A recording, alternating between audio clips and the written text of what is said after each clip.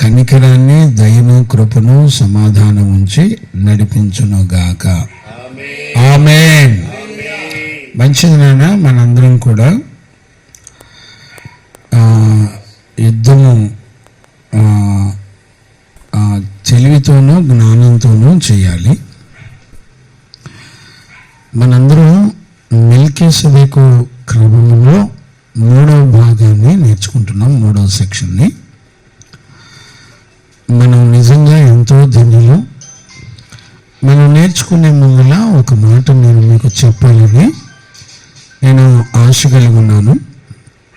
ఎప్పుడు కూడా యుద్ధ సమయంలో మనకి ఆలోచనను కలిగి ఉండాలి. మరలా చెప్తున్నాను, జ్ఞానంగా ఉండండి. యుద్ధ సమయంలో మనకి జ్ఞానం కలిగి ఉండాలి. ఇప్పుడు నేనేమంటానంటే, మనస్సాక్షి కాలంలో ఉన్న యోబు ఇది యుద్ధ భూమి అంటున్నాడంటే,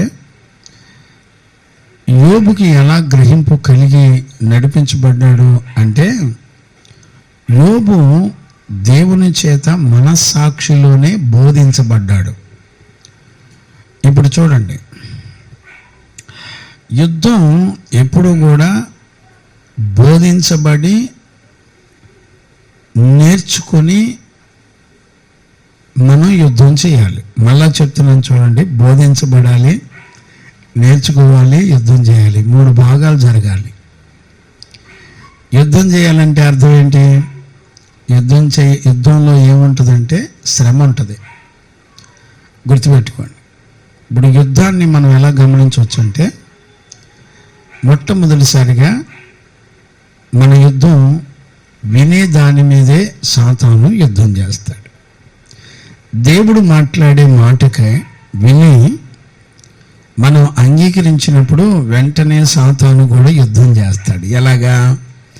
దాన్ని అంగీకరించకుండా, ఒప్పుకోకుండా యుద్ధం చేస్తాడు. ఎలా చేస్తాడంటే, అగైనెస్ట్ వర్డ్ని యూజ్ చేస్తాడు. ఎప్పుడైతే మనం దేవుని సత్యము కాకుండా అగైనెస్ట్ వర్డ్స్ వింటామో, ఆటోమేటిక్గా మన విశ్వాసంలో డూప్లికేట్ స్టార్ట్ అవుతుంది. లిజన్, చూడండి, ఇప్పుడు డూప్లికేట్ ఎప్పుడు స్టార్ట్ అవుద్ది? ఎప్పుడైతే ఒరిజినల్ని మనం వింటున్నామో, విన్న దాని కొరకై మనం సరైన నిర్ణయాన్ని తీసుకోవాలి. అలా కాకుండా డూప్లికేట్ స్వరాన్ని వింటున్నప్పుడు నీ మనసుకి చాలా తేలిగ్గా ఉంటుంది. చూడండి, యుద్ధంలో తేలిక ఎందుకు ఉంటుంది? యుద్ధం సింపుల్గా ఎందుకు ఉంటుంది? యుద్ధం ఎప్పుడు కూడా ప్రతి క్షణం ఒక శ్రమతో కూడిందిగా ఉంటుంది. వాక్యం వినేటప్పుడు శ్రమతో కూడిందిగా వింటున్నప్పుడు, ఆ వింటున్న శబ్దంలో దేవుని మహిమ మనతో కూడా ఉంది అనే సంగతి గుర్తుపట్టాలి. దేవుని మహిమ ఏం చేస్తుందంటే, మన దేహాన్ని విన్న వాక్యానికి కావలసిన సామర్థ్యాన్ని దేవుడే తన వాక్కు ద్వారా అందిస్తూ ఉంటాడు. ఇప్పుడు దుర్బోధ ఏం చేస్తుందంటే, లేకపోతే అపవాది యుద్ధంలో మనకి ఎగెనిస్ట్గా ఎలా ఉంటాడంటే, వాడు దేవుని మాటల్ని చాలా తక్కువగా, అంటే విలువ తక్కువగా, లేకపోతే బరువు తక్కువగా, సింపుల్గా, అసలు ఏ కష్టం లేకుండా ఉంటుంది. విన్న తర్వాత నీ మనసు ప్రసవేదన పడటం లేదు అని అంటే, నువ్వు ఇంకా సాతాను చేతి కింద ఉన్నావని గుర్తుపెట్టుకోవాలి. ఈ రోజుల్లో వినటానికి కూడా దేవుడి అనుమతి ఇవ్వాలి, దాన్ని గ్రహించుకోవడానికి కూడా దేవుడి అనుమతి ఇవ్వాలి. మనకంటే ఇశ్రాయేలు ప్రజలు చాలా అద్భుతాలు చూశారు, సూచక్రియలు చూశారు. కానీ విషయం ఏంటంటే, ఇశ్రాయేలు ప్రజలకి దేవుడు అంట గ్రహించే హృదయాన్ని ఇవ్వలేదు,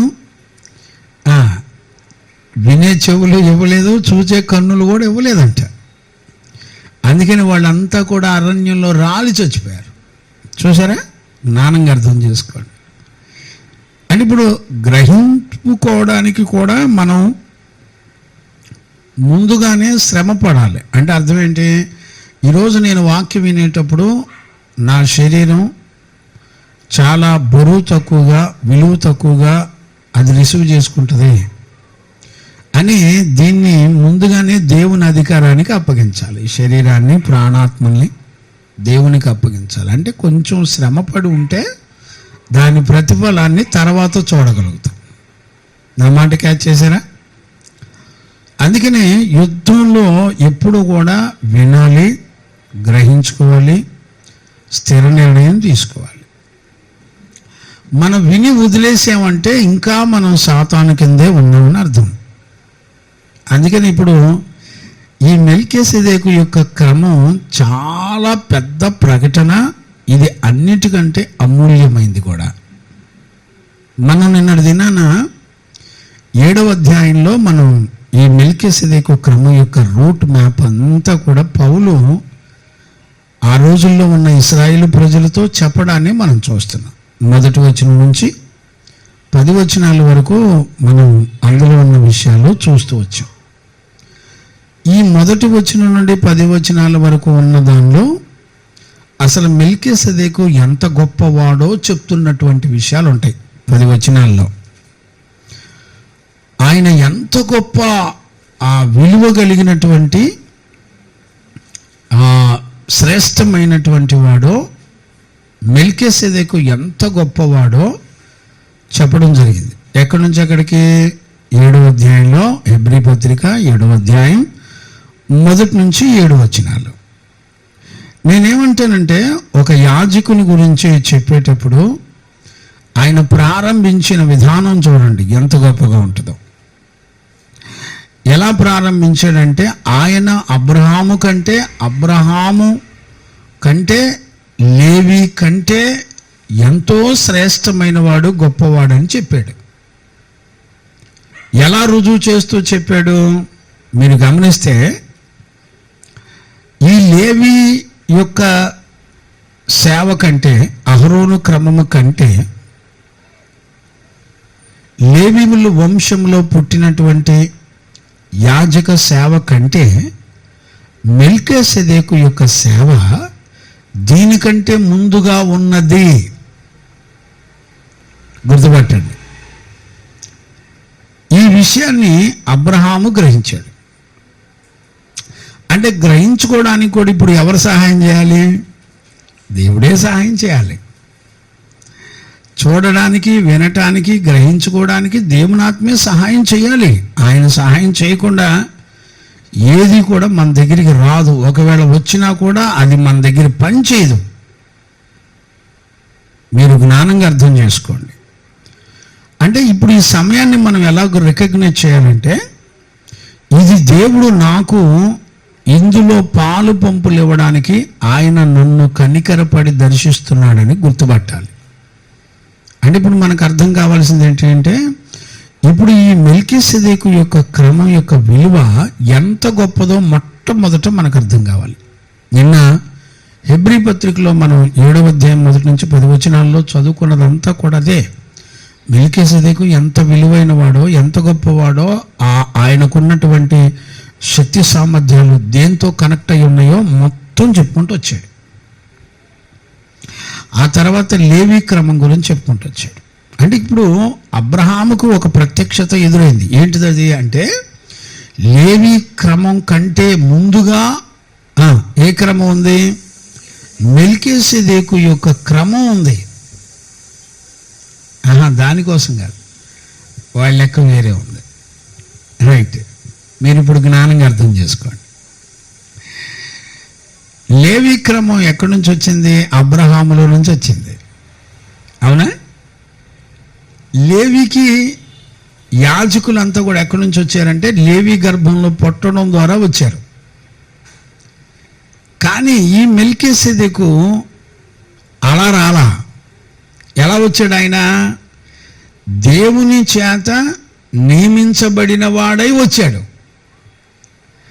అంటే మనందరికంటే లేవి భూమండలం మీదకి రాకముందు అబ్రహాము యొక్క గర్భంలో ఉన్న విషయాన్ని మనం గుర్తుపట్టాలి. ఇప్పుడు నిన్నటి దినాన మనం 10 వచనాలు నేర్చుకున్నాం కదా, అంటే ఊరికే చదివి అందులో జస్ట్ అలా చదువుకుంటూ వెళ్ళాం.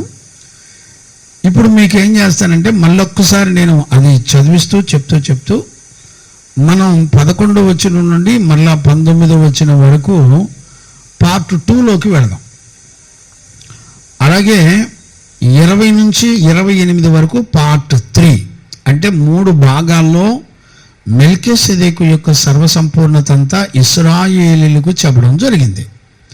అందులో మొట్టమొదటి మనం 10 వచనాల్లో చూసేది ఏంటంటే, ఈ మెల్కీసెదెకు భూమండలం మీద పరలోకంలోనూ ఉన్న వారందరికంటే కూడా ఎంతో శ్రేష్ఠుడు అని చెప్పాడు. ఇప్పుడు ఆ విషయాలు మనం ఒకసారి రిమైండ్ చేసుకుంటూ వెళదాం.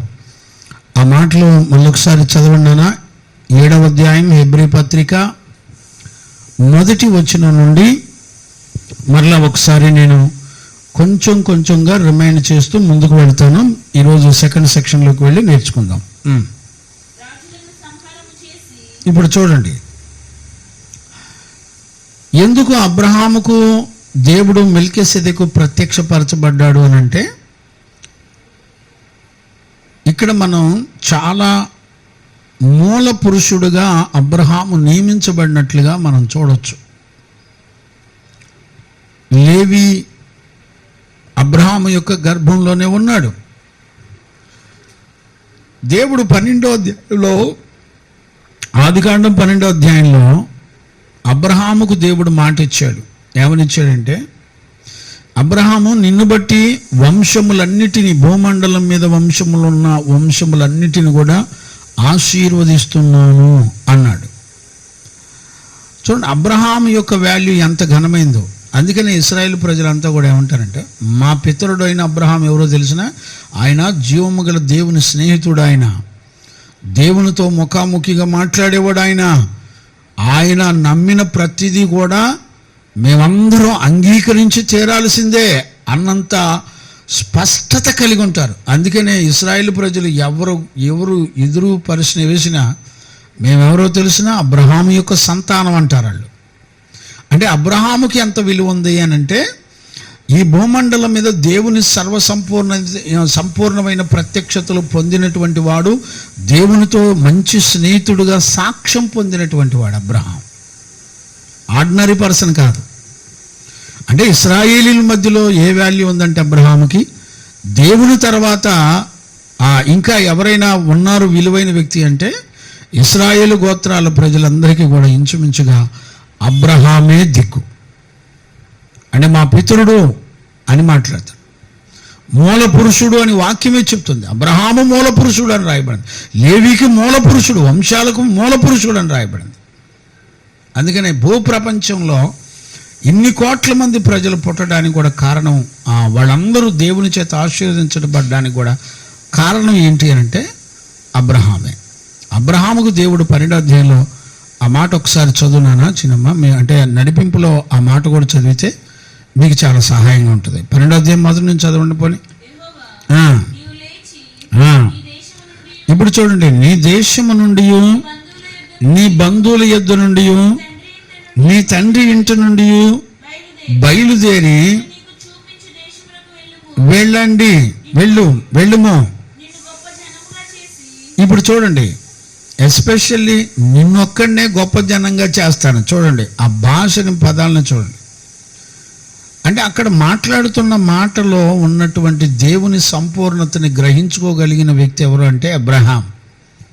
అందుకని మెల్కీసెదెకు తన దగ్గరికి వచ్చి ప్రత్యక్షమైనప్పుడు వెంటనే ప్రారంభంలో ఏ ప్రత్యక్షతను చూశాడో అదే ప్రత్యక్షతను చూశాడు కనుకనే నమ్మాడు. ఇప్పుడు చూడండి, ఆ ప్రత్యక్షత వెనక ఏమంటున్నాడంటే, నిన్ను గొప్ప జనం, నిన్ను అంటున్నాడు. చూడండి, నిన్ను అనేది ఒక వ్యక్తి పట్ల దేవునికి ఉన్న సంకల్పం ఓపెన్ అయినప్పుడు దాన్ని అబ్రహాం అంగీకరించాడు. అంటే ఉపదేశం దేవుని ద్వారా మనతో మాట్లాడుతున్నప్పుడు వెంటనే అంగీకరించే మనసు దేవుడే ఇవ్వాలి. అది మనం తెచ్చుకుంటే వచ్చే కావు. అందుకని అబ్రహాం విషయంలో ఏది నిర్ణయం తీసుకున్నా దేవుడు తీసుకున్నాడు, దాన్ని సంపూర్ణంగా అంగీకరించాడు అబ్రహాం. అదే చూడండి, దేవునికి అబ్రహాంకు ఉన్నటువంటి రిలేషన్ అలా ఉంటుంది.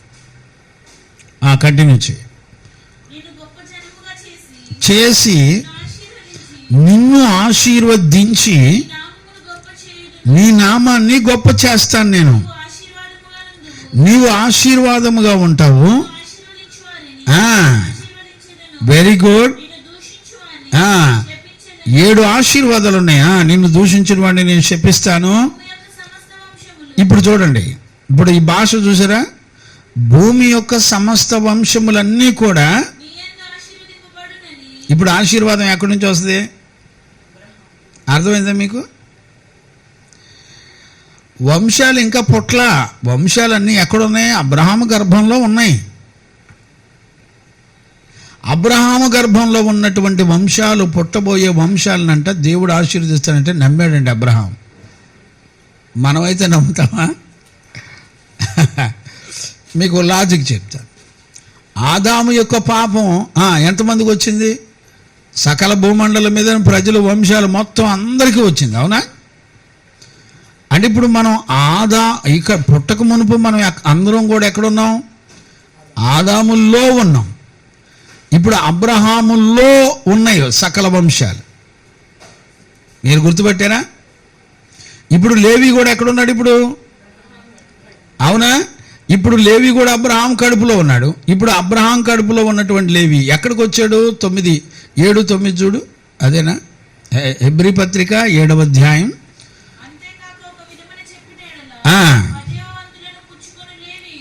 10వ వంతు పుచ్చుకొని లేవియు.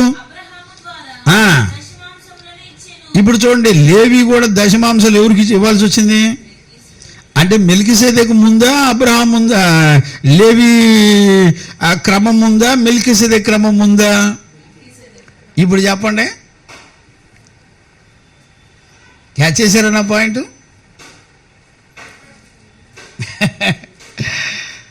అంటే ఇప్పుడు లేవి పుట్టక మునిపే దేన్ని అంగీకరించాడు? మెల్కిసెదెకు క్రమాన్ని. ఎవరిని బట్టి? అబ్రహాం, మూల పురుషుడు అబ్రహాం. ఇప్పుడు మూల పురుషుడు అబ్రహాము మెల్కిసెదెకు నమ్మపోతే ఏంటి పరిస్థితి? లేవి క్రమం కంప్లీట్గా మనల్ని మొత్తాన్ని పాతాళాన్ని తీసుకెళ్ళిపోయేది. ఎందుకంటే అది సంపూర్ణమైన సిద్ధి కలగ చేయలేకపోయింది. గుర్తుపెట్టారా? అందుకనే అబ్రహాము మూల పురుషుడుగా అబ్రహాము ఏం చేశాడంటే, నిన్ను బట్టి నేను ఆశీర్వదిస్తాననే మాట ఎక్కడిది? దేవుని సర్వసృష్టికర్త అయిన దేవుని యొక్క ప్రత్యక్షతలో పొందుకున్నాడు ఆ విషయాన్ని. ఇప్పుడు ఆశీర్వాదం ఎక్కడి నుంచి రావాలి? యాజకుడైన, మన ప్రధాన యాజకుడైన మెల్కిసెదెకు నుంచే రావాలి. అంటే అబ్రహాము దేన్ని నమ్మి ప్రయాణం చేస్తూ బ్రతికాడు? ఆయన లేవి ఇంకా పుట్టక మునిపే మెల్కిసెదెకు క్రమాన్ని నమ్మి ప్రయాణం చేస్తున్నాడు. ఇప్పుడు మెల్కిసెదెకు క్రమం ముందా, అహరోను క్రమం ఉందా? లేవి ద్వారా వచ్చిన అహరోను క్రమం ఉందా? అర్థమైందా మీకు? అందుకని యేసు ప్రభు ఏ క్రమంలో చేరి సేవ చేశాడు? అర్థమైందా? ఎక్కడది? 7:17 చదువు. హెబ్రీ పత్రిక 7వ అధ్యాయం 17వ వచనం చదువు నాన్న.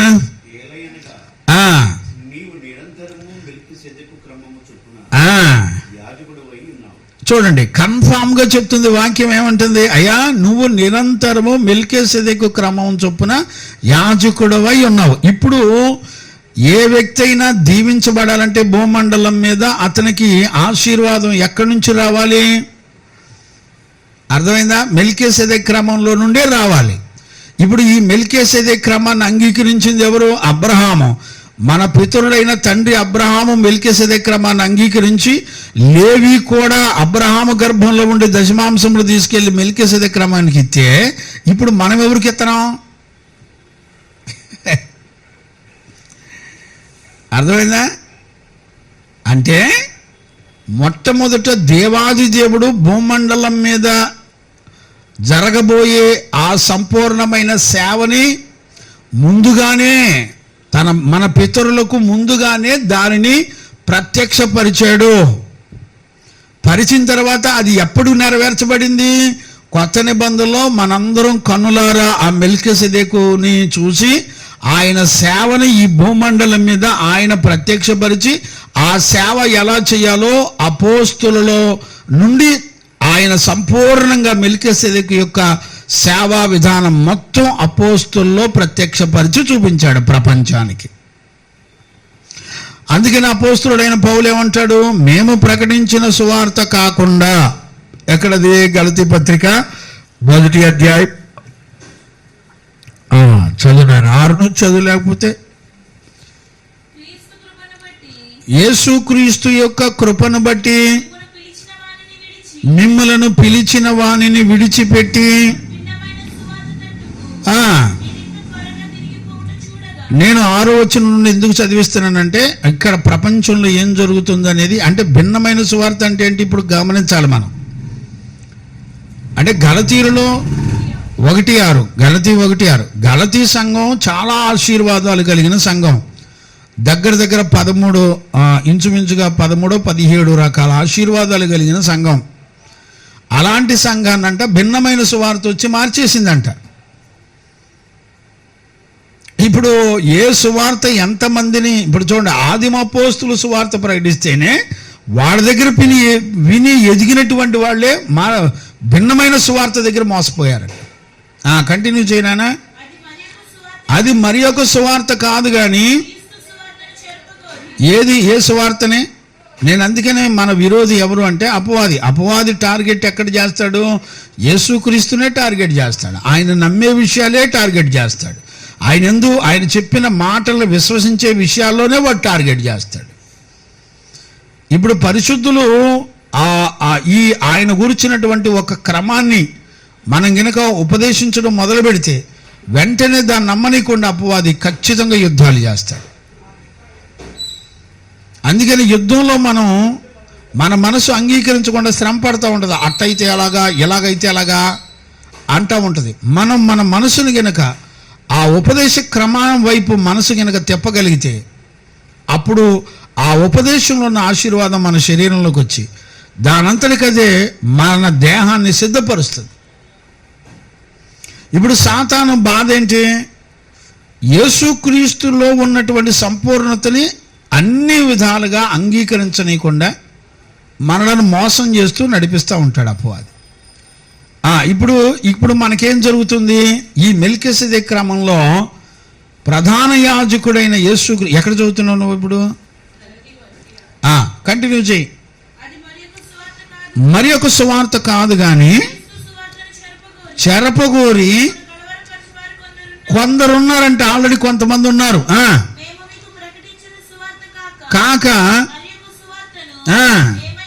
ఇప్పుడు చూడండి, మేము ప్రకటించేసాం ఆల్రెడీ సువార్త. ప్రకటించిన సువార్త మొత్తం ఏమైంది? ఇదిగో గ్రంథస్థమై ప్రతి మాటకి సాక్ష్యం ఎవరు అంటే పరిశుద్ధాత్ముడు అని చెప్పాడు.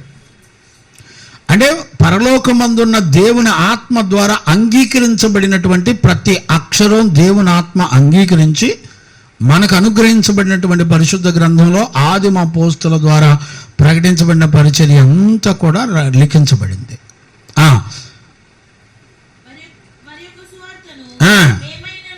మేమైనను అంటే మా తర్వాత మా పేరు చెప్పి ఒకవేళ వచ్చి మేము అపోస్తులం, మేము చెప్పింది మీరు నమ్మండి అన్నా కూడా వాళ్ళు చెప్పేది కూడా లేఖనాల్లో ఉంటేనే నమ్మాలా. అంతకుముందు అపోస్తులు చెప్పిన ఉపదేశ క్రమంలో ఉంటేనే నమ్మాలా. మేమైనను పరలోకం నుండి వచ్చిన ఒక దూత అయినను మీకు ప్రకటించిన యెడల ఇక వేరే ఆక్షన్స్ ఏమి లేవు. మెల్కీసెదెకు క్రమం యొక్క బోధను అంగీకరించకుండా చేసే సేవ మొత్తం ఏంటిదంటే అది. ఇక వేరే ఆక్షన్స్ ఏమి లేదు. అట్ట కాదు, కొద్దిగా కనికరించబడదాం, కొంచెం అడ్జస్ట్మెంట్ చదువుదాం, ఇంత కష్టపడ్డాం కదా ప్రభా ఈ పప్పులే ఉడకవు. దేవుని దగ్గర ఇలాంటి ఆలోచనలు ఎక్కడ చెల్లుబడి కావు. ఖచ్చితంగా అపోస్తుల ద్వారా ఏ సువార్త అయితే ప్రకటించబడిందో, మెల్కీసెదెకు యొక్క క్రమాన్ని నమ్మి అప్పగించబడినటువంటి సేవ ఏదైనా ఉంది అనంటే అది ఆదిమ అపోస్తుల ద్వారా జరిగింది. దేవుని ఇప్పుడు నెక్స్ట్ వెళ్ళే క్లాసుల్లో మనం అపోస్తుల దగ్గర కూడా వెళ్తాం. వాళ్ళు విశ్వసించిన దానిలో మెల్కీసెదెకులో ఉన్న క్రమాలు ఏమున్నాయో అవన్నీ ఒక్కొక్కటి చూపించుకుంటూ వస్తే ఇక మనకి వేరే దారి కనపడదు. ఏ దారి చూసినా ఈ మెల్కీసెదెకు ద్వారా అంగీకరించబడిన సత్యము ద్వారానే మన ఆత్మలకి నిత్య రక్షణ వస్తుంది అనే సంగతి చాలా చక్కగా ప్రూవ్ అవుతుంది. దేవునికి మహిమ కలుగునగాక. 7వ అధ్యాయంలోకి వచ్చేనానా, రాజులను సంహారము చేసి తిరిగి వచ్చుచున్న ఎవడు కలుసుకొని అతనిని ఆశీర్వదించెనో,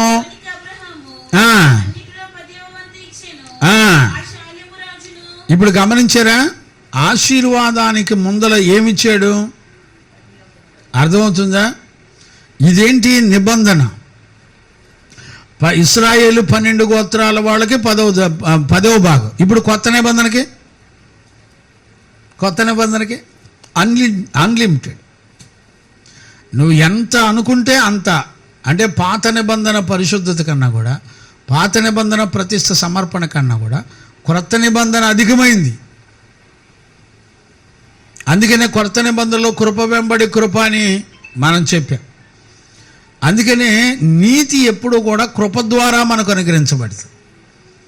అందుకని యేసు ప్రభువుని గురించి చెప్పిన ఆ ప్రకటనలన్నీ కూడా మెల్కీసెదెకులో ఉన్నటువంటి సర్వసంపూర్ణమైన గుణాలు మొత్తం క్రీస్తులోనే దొరుకుతాయి. అవన్నీ కూడా దేవునికి మహిమ కలుగునగాక.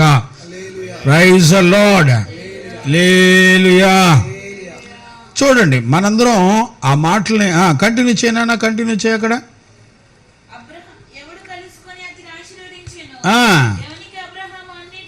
అన్నింటిలో 10వ వంతు ఇచ్చాను. ఆ షాలేము రాజును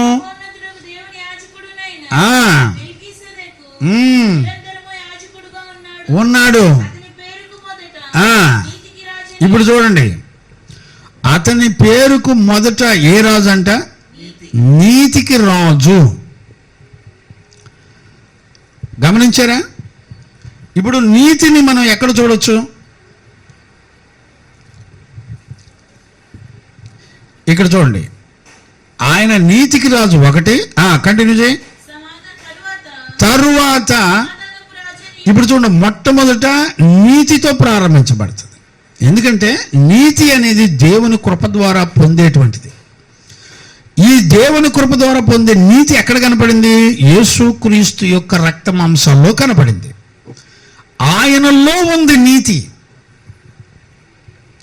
అందుకనే నీతి అనేది ఎలా పనిచేస్తుందంటే, ఎంత ఘోర పాపినైనా రక్షించేటువంటి ఒక ప్రత్యేకమైన లక్షణాలు కలిగి ఉంటుంది నీతి. మరలా చెప్తున్నాను, గుర్తుపెట్టుకోండి. ఎంత ఘోర పాపినైనా రక్షించగలిగేది, సాల్వేషన్ ఇవ్వగలిగింది దేవుని నీతి ఒకటే. అందుకనే ఆ నీతి అట దేవుని కృప అని అంటది లేఖనాలు. అందుకని మీరు చూడండి, ఒక మాట నేను యోహాను రాసిన మొదటి పత్రికలో ఏమనుంటుందంటే, 2వ అధ్యాయం మొదటి వచనం చదవండి నాన్న.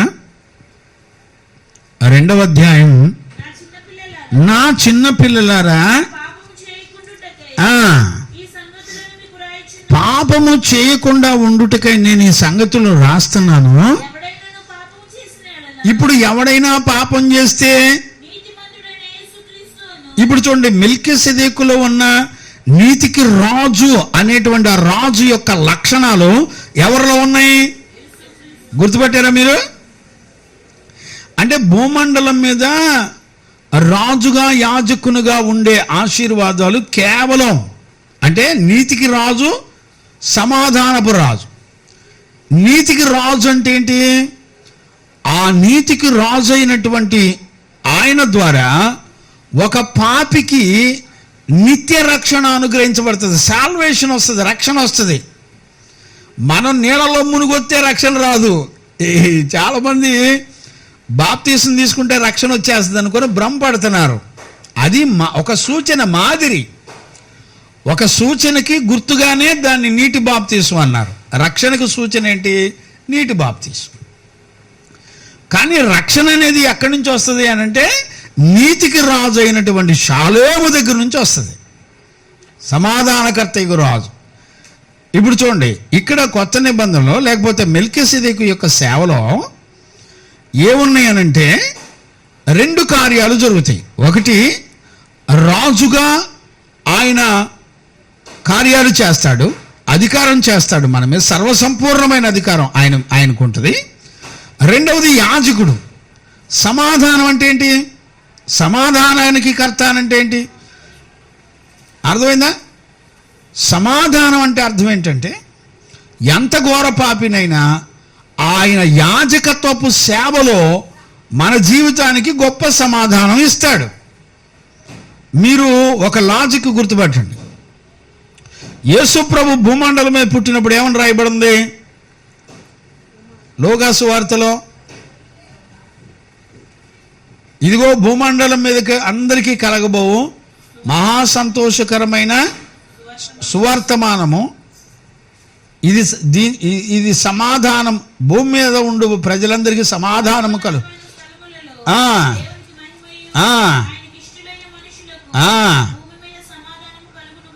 అర్థమైందా? ఎప్పుడు సమాధానం? సమాధానానికి కర్త ఎవరు? ఇప్పుడు ఆయన పుట్టినప్పుడు సమాధానం.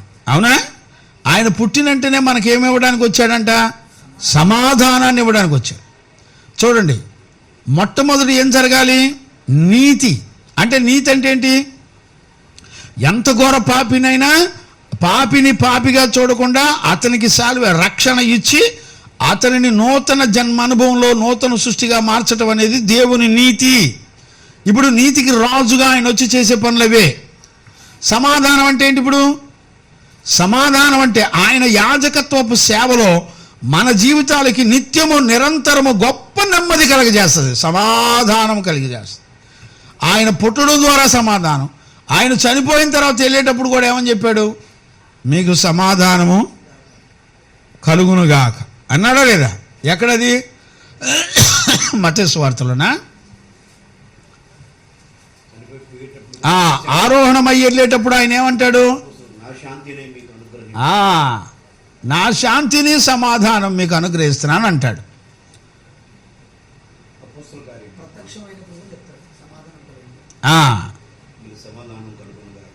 ఆయన ఆరోహణం అయ్యి వెళ్ళేటప్పుడు లేకపోతే ఆ ముగింపులోనే చెప్తాడు. చూడండి,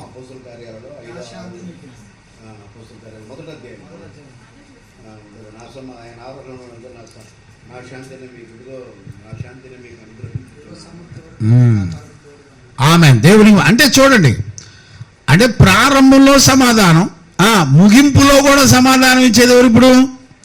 అందుకని ఈ రెండు పేర్లు ఎవరికి ఇచ్చారు? మెల్కీసెదెకుకి ఇచ్చారు. ఇప్పుడు ఈ మెల్కీసెదెకులో ఉన్నటువంటి గుణాలు ఎక్కడున్నాయి? యేసుక్రీస్తులో ఉన్నాయి. అంటే యేసుక్రీస్తు సంపూర్ణమైన రాజు, సంపూర్ణమైన మానవుడు. యేసుక్రీస్తు సంపూర్ణమైన యాజకుడు, ఆయన నిరంతరం యాజకుడు, అలాగే సంపూర్ణమైన దేవుడు. Praise the lord. అర్థమైందా? ఈ లక్షణాలన్నీ కూడా ఎక్కడ నెరవేర్చబడ్డాయి? దేవునికి మహిమ కలుగునగాక. Praise the lord. ఇప్పుడు చూడండి, యెషయా పుస్తకంలో మనం 9వ అధ్యాయంలో మనందరికీ తెలిసింది 6-7 వచనాలు, 2 వచనాలు చదువునానా? ఇప్పుడు చూడండి, ఏలయనగా మనకు శిశువు పుట్టెను, అనుగ్రహింపబడెను, ఆయన భుజము మీద రాజ్యభారముండును, ఆశ్చర్యకరుడు, ఆలోచనకర్త, బలవంతుడైనటువంటి దేవుడు. చూడండి, దేవుడే రాజుగా ఆయన రాజ్యభారం మోస్తూ రాజుగా పరిపాలన చేస్తున్నాడు అని రాశాడు. 6-7 2 చదివేసావు నాన్న? 7 కంటిన్యూ చేయి. నిత్యుడగు తండ్రి, చూసారా? సమాధానకర్తయగు అధిపతి అని ఆయనకి పేరు. ఇప్పుడు ఈ పేరు ఎవరికి వచ్చింది? ఎవరిలో ఉంది? అవునా? మెల్కీసెదెకులో ఉన్నటువంటి పేర్లలో ఉన్నటువంటి ఆశీర్వాదాలన్నీ ఎక్కడున్నాయి? యేసుక్రీస్తులో అన్ని సంపూర్ణంగా కనపడుతున్నాయి. అవునా? ఇప్పుడు యెషయా ఏమని ప్రవర్తిస్తున్నాడు? ఆయన రాజు, దేవుడే రాజుగా వస్తున్నాడు. ఇప్పుడు ఆయన దగ్గర నుంచే సమాధానం కూడా మన దగ్గరికి వస్తుంది. ఇప్పుడు చూడండి, ఆయన దగ్గర నుంచే సమాధానం అంటే ఏంటి? ఆయనే యాజకుడు. అవునా కాదా? ఇప్పుడు చూడండి, జకర్యా పుస్తకంలో కూడా ప్రవచించారు. ఇది 6వ అధ్యాయం 13వ వచనం జాగ్రత్తగా చూడండి. జకర్యా పుస్తకం 6వ అధ్యాయము, జకర్యా పుస్తకం 6వ అధ్యాయం 13వ వచనం చదవండి. అయితే యెహోవా ఆలయము కట్టును, ఆయన ఘనత వహించుకొని సింహాసనాసీనుడై ఏలుడు. ఆయన మందిరాన్ని కట్టేవాడు. ఆత్మ సంబంధమైన ప్రతి మందిరమును పేతురు పుస్తకంలో రాయబడింది. కట్టేదెవరు? యేసుక్రీస్తు కడతాడు. అతడు చూసావా, సింహాసనం మీద కూర్చున్న దేవుడు రాజు. అవునా? సింహాసనం మీద కూర్చొని ఏం చేస్తున్నాడు ఆయన? అర్థమైందా? అంటే సింహాసనం ఏనాడు సంపూర్ణ అధికారం కలిగిన వాడై మనలను రాజుగా పరిపాలన చేస్తాడు ఆయన. ఇప్పుడు ఆయన ఏం చేస్తాడంట? యాజకత్వము చేయును. చూసారా ప్రవచనాలు ఏమని చెప్తున్నాయో? అంటే ఆ రాజే మందిరం కట్టి ఆయనే రాజుగా పరిపాలించి ఆయనే రక్షకుడిగా వచ్చి ఆయనే యాజకత్వం చేసి మనకు సమాధానాన్ని ఇచ్చి యుగాలు ఆయనతో కూడా ఉండే భాగ్యాన్ని ఇస్తున్నాడు. ఇవన్నీ ఎక్కడ జరుగుతాయట? యేసుక్రీస్తులో జరుగుతాయి. దేవునికి మహిమ కలుగునుగాక. Praise the Lord. అందుకని కొలస్సీ పత్రికలో ఏమని రాయబడింది? మొదటి కొరింథీలో చదువునాను. మొదటి కొరింథీ 1వ అధ్యాయం 30వ వచనం. అయితే ఆయన మూలముగా క్రీస్తు యేసునందు మీరంతా ఉన్నారు. మంచిది. అతిశయించువాడు ప్రభునందే అతిశయించాలి అని రాయబడి ఉంది. ఆయన దేవుని మూలముగా ఆయన మనకు జ్ఞానమును, చూడండి, ఒకటి జ్ఞానమును, నీతియు, పరిశుద్ధతయు. ఇప్పుడు అర్థమైందా? విమోచనము అంటే ఈ 4 భాగాలు ఎవరి ద్వారా వచ్చినాయి? అవునా? మెల్కీసెదెకు. 1 కొరింథీ పత్రిక 1వ అధ్యాయం 30వ వచనం. అంటే మెల్కీసెదెకులో ఉన్న గుణాలన్నీ ఎక్కడున్నాయి? ఇప్పుడు ఆయనే జ్ఞానం. అంటే మెల్కీసెదెకుని ఇప్పుడు ఏమన్నాడు? జ్ఞానం కలిగిన వాడు. అవునా? ఆయనే జ్ఞానమును, పరిశుద్ధతయు, నీతియు, విమోచనమును అన్ని ఆయనే. అంటే ఇప్పుడు అపోస్తులకి ఏమర్థమైంది? ప్రతి వచనంలో చూపించవచ్చు అయ్యారు, ప్రతి వచనంలో చూపించవచ్చు మెల్కీసెదెకులో ఉన్న ఆశీర్వాదాలని అపోస్తులు ఎలా అంగీకరించారో, అంగీకరించినటువంటి ఆ విషయాలన్నీ కూడా సంఘాలకి ఎట్ట బోధించారు. అసలు ఇవాళ ఈ రోజున ఈ ప్రకటనలో సంఘాలలో ఎక్కడా లేవు. మెల్కీసెదెకును పక్కన పెట్టేశారు. మిగతా పోర్షన్లన్నిటిని నమ్మి ఆ అహరోను క్రమంలో ఉన్న బోధలన్నీ చేస్తున్నారు దర్జాగా. అపోస్తులు నోరు విప్పి మాట్లాడిన బోధలన్నిటిలో ఏం ప్రత్యక్షపరచబడితే తెలిసిన మెల్కీసెదెకులో ఉన్న గుణాలని చూపిస్తూ ఉంటారు వాళ్ళు. చూసారా? ఆయనే నీతి, ఆయనే జ్ఞానం, ఆయనే పరిశుద్ధత, ఆయనే విమోచన. అంటే విమోచన అంటే రక్షకుడు ఆయనే నీతి. అరే రాజుగా నిన్ను పరిపాలన చేసి ఆయన అధికారం చేత నిన్ను కాపాడుకునేది ఆయనే. సాతాను కొలస్సీ పత్రికలో మనం చూస్తాం. సాతానుకు ఉన్నటువంటి అంధకార సంబంధమైన అధికారంలో నుండి ఆయన మనలను విడిపించి తీసుకొని వచ్చాను. యాజకుడు ఆయనే. ఆ మాట జకర్యా కూడా ప్రవచించు చెప్పాడు 6:13లో. ఆ మాట యెషయా కూడా చెప్పాడు. ఆయనే రాజు, ఆ దేవుడే రాజు అయ్యి రాజుగా యాజకుడుగా పరిపాలన చేయబోతున్నాడని యెషయా ప్రవచించాడు, జకర్యా ప్రవచించాడు, దావీదు ప్రవచించాడు. చూసారా ఎన్ని ప్రకటనలు? అంటే ఇవన్నీ కూడా ఎప్పుడు ప్రారంభించబడ్డాయి? లేవి కంటే ముందుగానే మెల్కీసెదెకు క్రమం యొక్క సేవ ఉంది అని పాత నిబంధనలోనే రుజువు చేయబడింది. అదంతా ఎప్పుడు నెరవేర్చబడిందంటే కొత్త నిబంధనలో మన కళ్ళ ముందర మనం చూస్తూ ఉండగానే ఇవన్నీ కూడా నెరవేర్చబడ్డాయి. మన తరంలో ఉన్నటువంటి ప్రజలే చూశారు ఆయన్ని. దేవునికి మహిమ కలుగునుగాక. Praise the lord. హల్లెలూయా. ఇంకొక మాట చెప్తాను చూడండి నాన్న. ఎఫెసీ పత్రికలో 2:14 కూడా చదువునానా.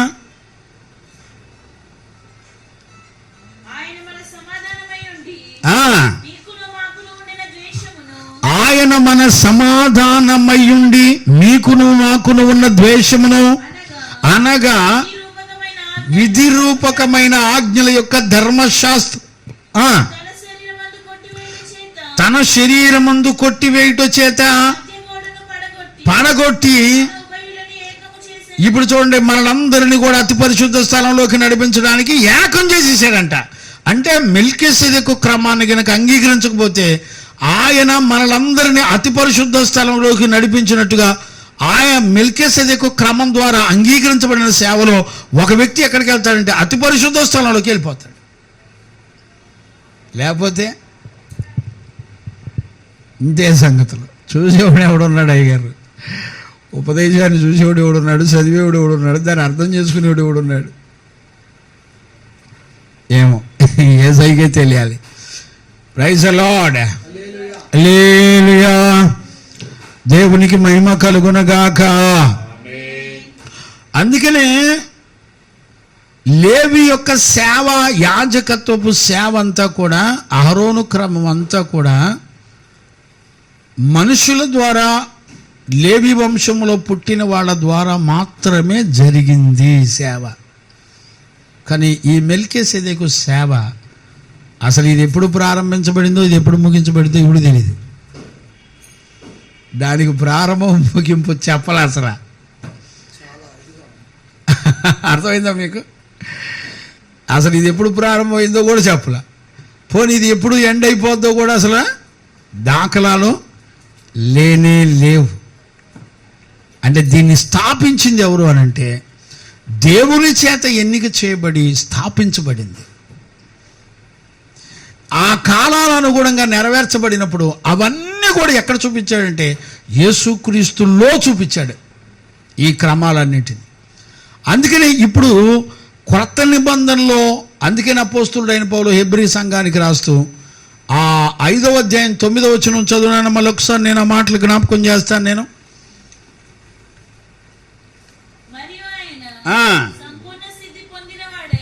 మరియు ఆయన సంపూర్ణమైన సిద్ధి పొందినవాడై 5:7. ఇప్పుడు చూడండి, మెల్కీసెదెకు యొక్క క్రమంలో ఎవరు చేరారు? ఇప్పుడు యేసుక్రీస్తు చేరడానికి కారణం ఏంటి? ఎందుకు చేరాడు చెప్పండి? ఆయన అహరోను క్రమములో చేరక అని రాశాడు. అర్థమైందా? దేవునికి మహిమ కలుగునగాక. లేవి క్రమంలో ఏమై ఉందంటే అది చావులోనే ఉంది. మెల్కీసెదెకు క్రమంలో ఏమై ఉందంట? జీవమై ఉందంట. మనం నిన్న చదువుకుంటూ వెళ్ళాం, అవునా కాదా? ఇప్పుడు అందులో చేరాడట. ఎవరు? యేసుక్రీస్తు. అంటే ఈ సేవను ప్రారంభించింది ఎవరు? దేవుడే. ఇప్పుడు ఆ ప్రారంభించిన దాన్ని కొనసాగించింది ఎవరు? యేసుక్రీస్తు. అవునా? దీన్ని కొనసాగించడాన్ని అంగీకరించింది ఎవరు? మన పితరులు అంగీకరించారు. కొత్త నిబంధన పరిశుద్ధులు, అపోస్తులు కూడా అంగీకరించారు. ఇన్ని రుజువులు ఉన్నాయండి.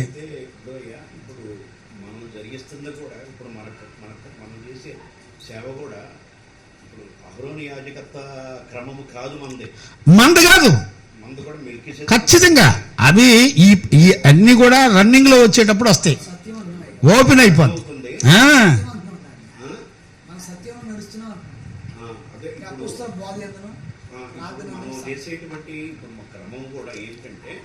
ఒకటే గుర్తు గారు, అంతే.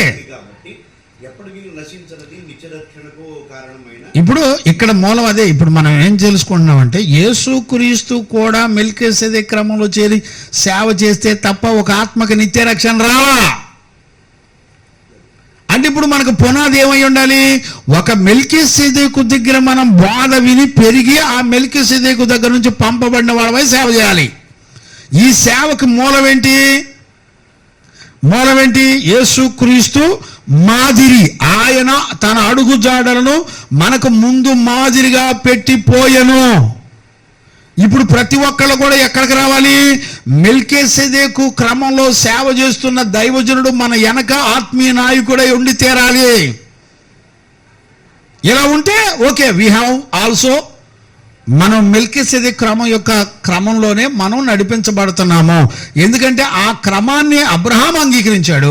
అబ్రహాం అంగీకరించిన దాన్ని మనం కూడా అంగీకరించాం కనుక మన పైన ఒక ఆత్మీయుడు ఆ మెల్కీసెదెకు అయి ఉన్నాడు కనుక అతని దగ్గర మనం అంగీకరించబడ్డాం కనుక ఇప్పుడు మనకు కూడా ఏ ఆశీర్వాదాలు వస్తాయి? అబ్రహామును ఏ ఆశీర్వాదం అయితే ఆశీర్వదించిందో, నిన్ను బట్టి వంశాలు దీవించబడతాయని ఆశీర్వదించాడో దేవుడు, సేమ్ అదే ఆశీర్వాదం ఇప్పుడు ఎక్కడికి వస్తుంది? మనకు కూడా వస్తుంది. ఈ ఆశీర్వాదం మనల్ని నమ్మి మన దగ్గరికి పంపబడిన ఆత్మలు కూడా అదే ఆ బ్లెస్సింగ్స్ వాళ్ళకు కూడా వచ్చేస్తాయి. అంటే ఇప్పుడు ఒకరి గర్భం తర్వాత ఒకరి గర్భంలోంచి ఎవరు పుడుతున్నారు? ఇప్పుడు నేను మెల్కీసెదెకు అయి ఉంటే నా గర్భంలో కూడా ఇప్పుడు ఎవరు పుట్టాలా? మెల్కీసెదెకులు పుట్టాలా? అంటే సంఘములో మెల్కీసెదెకు లేకపోతే అహరోను క్రమం అయిపోద్ది. అర్థమవుతుందా? చాలా జాగ్రత్తగా ఉండాలి. ఇప్పుడు ఆయన మాదిరి అదే చూపిస్తున్నాడు. ఇప్పుడు ఆయన ఒక ఆత్మకు నిత్య రక్షణ ఇవ్వడానికి ఆయన ఎందులోకి వెళ్ళి చేరాడట? మెల్కీసెదెకు క్రమంలో వెళ్ళి చేరెను అని రాయబడింది. చేరిన ఆ మెల్కీసెదెకు క్రమంలో చేరిన దేవుని ఆయన సహవాసాన్ని ఎవరైతే అంగీకరిస్తారో ఆ ఆత్మకు నిత్య రక్షణ, జీవముతో కూడిన రక్షణ ఎక్కడికి వచ్చింది? మెల్కీసెదెకు క్రమంలో సేవ చేసే వాళ్ళ దగ్గర దొరుకుతుంది. మరి ఇప్పుడు ఎక్కడికి వెళ్ళి నేర్చుకుంటావు? అందుకని ఇప్పుడు మనకి ఎవరు కావాలి? ఇప్పుడు ఎట్టి తిరిగినా మెల్కీసెదెకు కావాలి. కారణం ఏంటి? ఈ సేవ దేవుని వలన ప్రారంభించబడింది. అది ఎప్పుడో అది ప్రారంభించబడిన సేవను పాత నిబంధన పరిశుద్ధులు అంగీకరించారు, కొత్త నిబంధన అపోస్తులు అంగీకరించారు. అది ఇప్పుడు మన కళ్ళ మొదలు దాని నెరవేర్పు జరిగింది. ఇప్పుడు సంఘంలో ఎవరు ఉండాలి? మెల్కీసెదెకులు ఉండాలి. అందుకని మీరు చూడండి, రోమపత్రిక 12:1-2-3 చదవండి. ఇట్టి సేవ అని రాశాడు. ఎట్టి సేవది? వారి శరీరమును సహోదరులారా పరిశుద్ధమును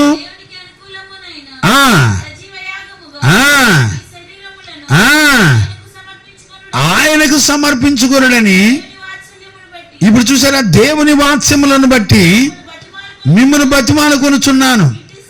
ఎట్టి సేవ యుక్తమైంది?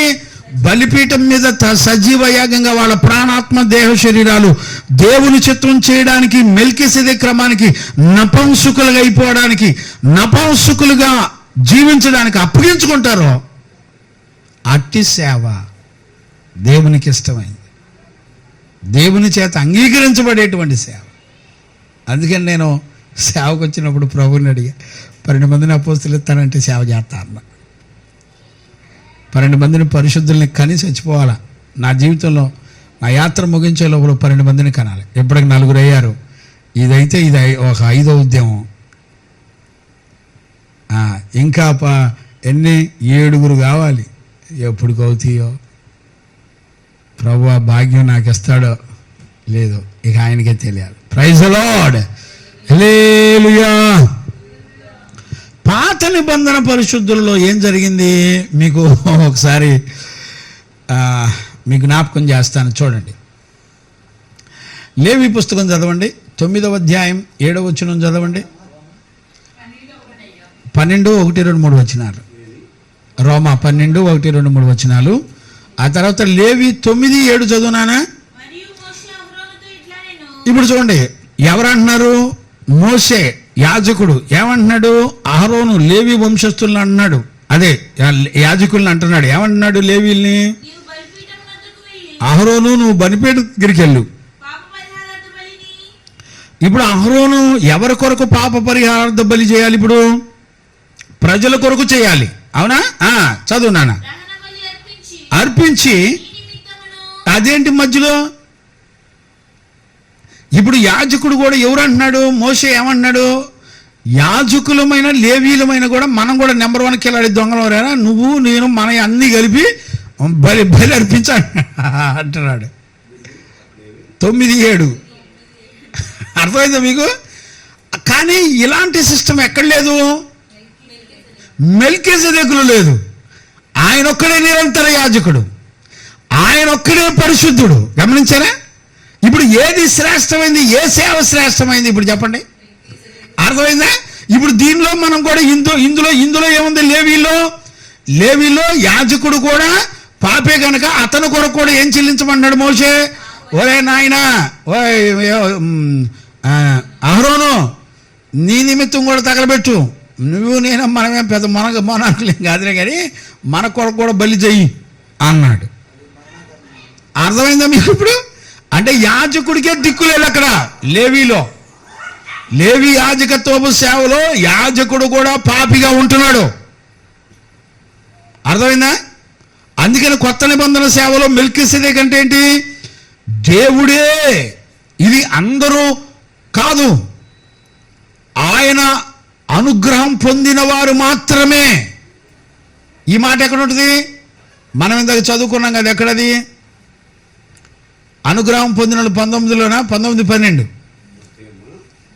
మత్తయి 19:12 ఏమంటాడు? పరలోక రాజ్యం నిమిత్తం నపుంసకులుగా చేయబడిన వారు కలరు, మనుషుల చేత నపుంసకులుగా చేయబడిన వారు కలరు. మత్తయి 19:12. మళ్ళీ చదువున్నాను. తల్లి గర్భం నుండి పాపానికి పనికిరాని నపుంసకులుగా పుట్టిన వారు కలరు, మనుషుల వలన.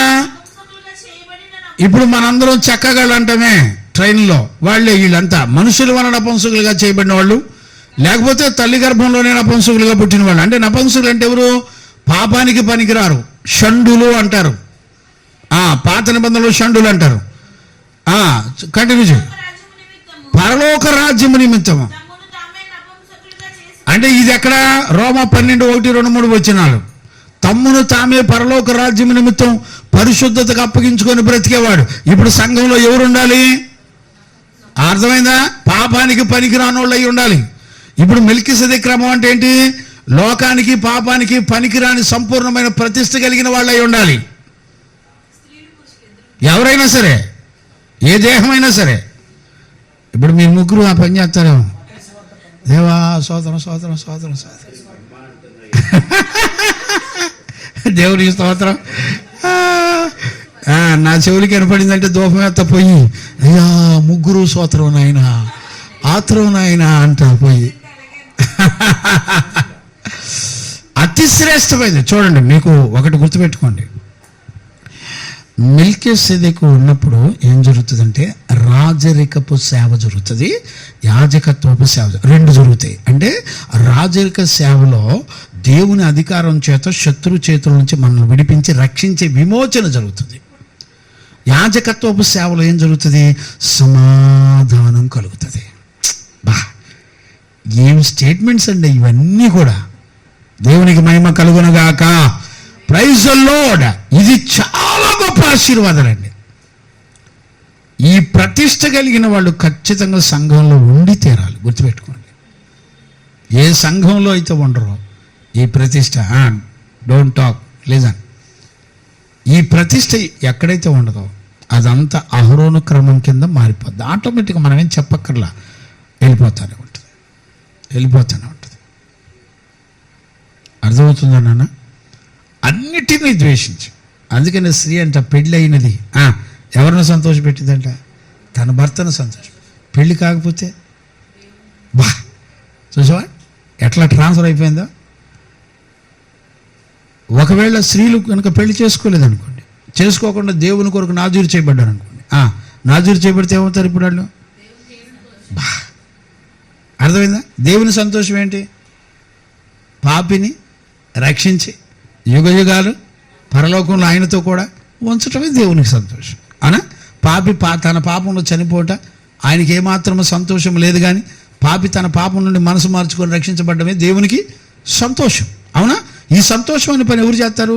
ఒక ప్రతిష్ట కలిగిన లోకానికి పాపానికి పనికిరాని ఒక దేహం దేవునికి కావాలా. అలాంటి దేహం ఏ సంఘంలో ఉంటే ఆ సంఘము మెల్కీసెదెకు అవుతుంది. Praise the lord. హల్లెలూయా. అలాంటి ప్రతిష్ఠితులు సంఘములో ఉండి తీరాలి. అర్థమైందా? అలాంటి వాళ్ళు లేరనుకోండి, మెల్లగా అది ఏమైపోద్దంటే రాన్ అహరోను క్రమంలోకి ట్రాన్స్ఫర్ అయిపోతూ ఉంటుంది.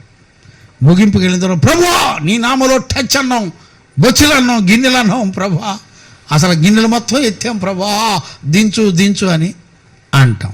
ఆయన అంటాడు, పిల్లలారా మీరు అసలు ఎవరో కూడా నాకు తెలియదు నాన్న, అసలు నాకెవరో మీరు తెలియదు. I don't know because you don't know మెల్కీసెదెకు క్రమం. నీకు తెలియదు కాబట్టి నాకు కూడా నువ్వు తెలియదు అన్నాడు. అంతే, అయిపోయింది స్టోరీ. దేవునికి మహిమ కలుగునగాక. ఇప్పుడు పాత నిబంధన లేవీల్లో కూడా ఏమని చెప్పాడు? నువ్వు కూడా వెళ్ళి పాప పరిహారార్థంతో నీ నిమిత్తం ప్రజలందరి నిమిత్తం నువ్వు ప్రాయశ్చిత్తం చేసుకోపో అన్నాడు. అవునా? అందుకనే హెబ్రీలో మనం చివరిలో 27లో చదివితే ఏమని ఉంటుంది? 27లోనా 25 నుంచి చదవండి, లేకపోతే 7:25 నుంచి చూడు, లేకపోతే అదిగో ఇప్పుడు చూడండి, ఎవరి ద్వారా ఎవరెవరి దగ్గరికి వస్తారు చెప్పండి? ఎవరి ద్వారా ప్రజలు దేవుని దగ్గర రావాలండి? మెల్కీసెదెకు క్రమం ద్వారా ప్రజలు దేవుని దగ్గరికి వస్తారు. ఏమన్నా గారా కనెక్ట్ అయ్యారా? 25ను మళ్ళీ చదవమా చిన్నమ్మా. ఈయన తన ద్వారా దేవుని యొద్దకు వచ్చు వారి పక్షమున విజ్ఞాపన చేయుటకు.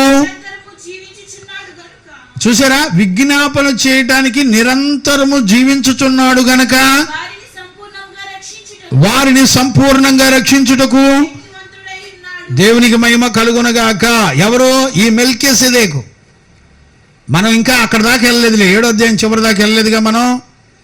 మనం రెండో సెక్షన్లోకి ఇంకా రాలా. మొదటి సెక్షన్ ఇంట్రడక్షన్ అంతా అది మరలా రిపీట్ చేస్తూ మనం ప్రయాణం చేస్తున్నాం. ఇప్పుడు అక్కడికి వెళ్ళిపోలే నాన్న. ఎక్కడికి వెళ్తాం? 7:4 నుంచి కంటిన్యూ చేయి. అదిగో చూసారా? ఇప్పుడు మనం ఏం చెప్పుకున్నాం? 7వ అధ్యాయం మొదటి నుంచి 10వ వచనం వరకు మెల్కీసెదెకు ఎంత ఘనుడో చూడండి. అంటే లేవి కంటే కూడా ముందుగా ఉన్న సేవ మెల్కీసెదెకు క్రమం యొక్క సేవ. లేవి కూడా అంగీకరించిన సేవ మెల్కీసెదెకు క్రమం యొక్క సేవ. ఇప్పుడు అంటున్నాడు అనమాట 4వ వచనం దగ్గరకు వచ్చేప్పటికి, ఇతడు ఎంత ఘనుడు. ఎవరు? మెల్కీసెదెకు. ఇతడు ఎంత ఘనుడో చూడండి.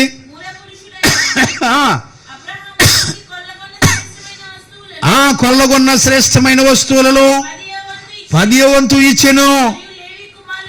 లేవి కుమారులలో నుండి యాజకత్వం పొందేవారు తప్ప. చూసారా? తన సహోదరులు ఎక్కడున్నారు?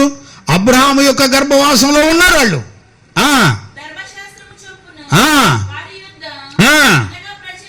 ప్రజల దగ్గర పుచ్చుకొనుటకు ఆజ్ఞని పొంది ఉన్నారు. కానీ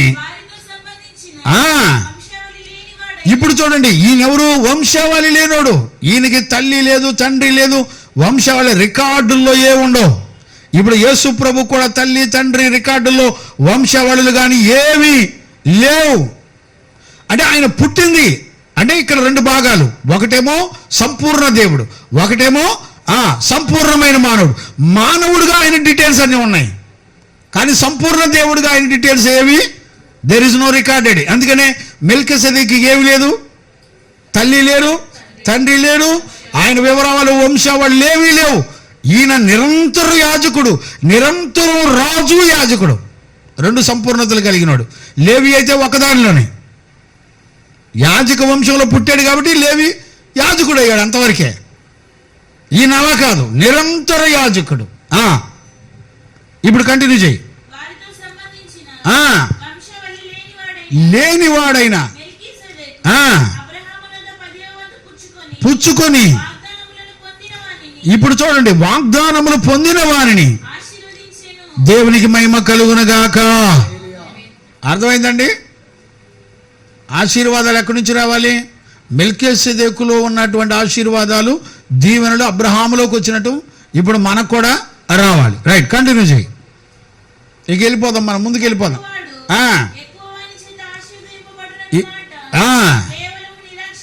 అంటే కన్ఫామ్గా అబ్రహాము కంటే, లేవీల కంటే, అహరోను క్రమం కంటే కూడా, అబ్రహాము కంటే కూడా ఈయన ఎంత ఉన్నతుడు, శ్రేష్ఠుడు.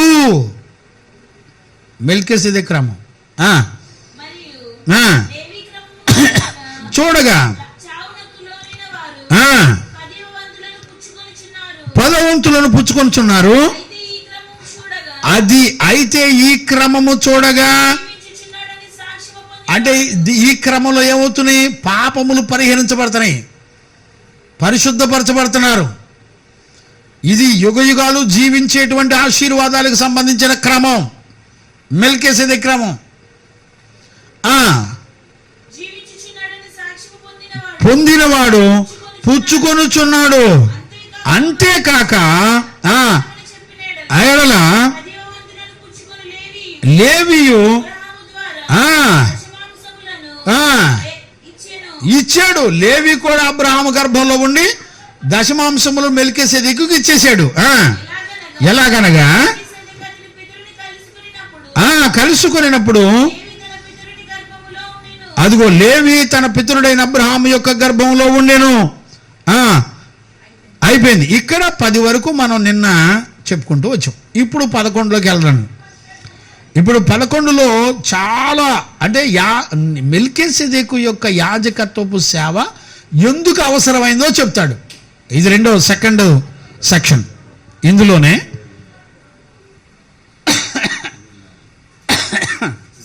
చిన్న మనం ఇటు వచ్చారా, అటు వెళ్ళిపోలేచే. రైట్. ఇప్పుడు చూడండి 11వ వచనం నుండి ఇప్పుడు జాగ్రత్తగా చూడండి. ఇందులో మనం 11వ వచనం నుంచి 19 వరకు ఇంచుమించు లేదా 20 వరకు అనుకోండి. ఇందులో మనకేం తెలిసిద్దంటే మెల్కీసెదెకు క్రమం యొక్క యాజకత్వపు అవసరత ఎందుకు వచ్చిందో చెప్తాడు. ఇది సెకండ్ సెక్షన్ అన్నమాట. పౌలు మొదటి సెక్షన్లో ఏం చెప్పాడు?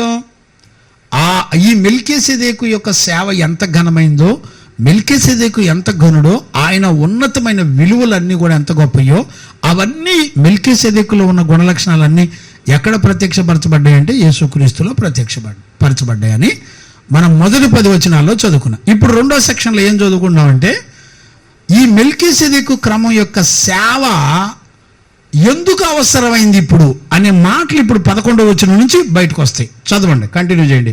ఇప్పుడు ఈ మాట గుర్తుపెట్టుకొని చదవండి. ఇప్పుడు మాకు చాలా ఆ వచనాలు చదువుతున్నప్పుడు వెంటనే మనకు అర్థమైపోతూ ఉంటుంది, వెళ్ళేటప్పుడే అర్థమైపోతూ ఉంటుంది. ఇది దృష్టిలో పెట్టుకుపోతే ఏది రెండో పాయింట్, రెండో సెక్షను మెల్కీసెదెకు క్రమం యొక్క యాజకత్వపు సేవ ఎందుకు అవసరమైందని చెప్తాడు. 11వ వచనం నుంచి స్టార్ట్ చేశాడు ఇప్పుడు పౌలు. కంటిన్యూ చేయండి నాన్న. ఇప్పుడు చూడండి, ఆ లేవీలు రీజన్స్ చెప్తున్నాడు. ఆ లేవీలకి ఈ కొత్త నిబంధన మెల్కీసెదెకు యాజకత్వపు సేవకి తేడా ఏంటో చెప్తున్నాడు. ఎందుకు రావాల్సి వచ్చింది మెల్కీసెదెకు క్రమం భూమండలం మీదకి చెప్తున్నాడు. ఆ లేవీలు యాజకులు అయి ఉండగా, చూసారా, ప్రజలకు ధర్మశాస్త్రము ఇయ్యబడి ఉండెను కనుక ఆ యాజకుల వలన సంపూర్ణమైన సిద్ధి కలిగిన ఎడల చెప్పబడక